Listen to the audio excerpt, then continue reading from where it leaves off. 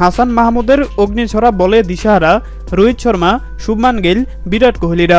ভারতীয় top order ব্যাটারদেরকে রীতিমতো নিজের জাত জানালেন এই টাইগার তরুণ পেস বোলার।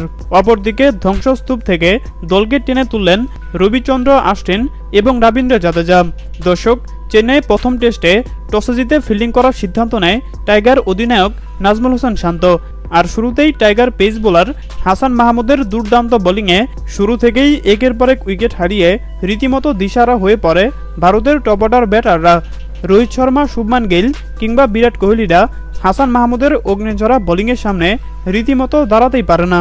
চতুর্থ উইকেটে ইয়াসবি জাইসওয়াল এবং ঋষভ পান্থ পার্টনারশিপ করলেও আবারও হাসান মাহমুদের দুর্দান্ত বোলিংয়ে কাটা পড়ে ঋষভ পান্থ, যার ফলে 96 রানের মাথায় 4 উইকেট হারিয়ে রীতিমতো চরম ব্যাটিং বিপর্যয়ে পড়ে যায় স্বাগতিক ভারত।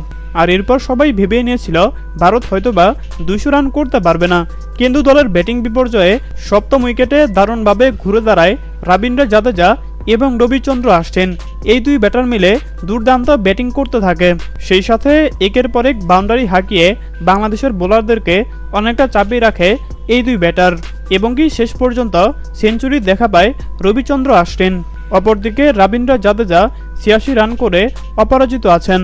আর প্রথম টেস্টের প্রথম দিনে 6 উইকেট হারিয়ে 339 রান করে বর্তমানে ড্রাইভিং সিটে রয়েছে স্বাগতিক ভারত।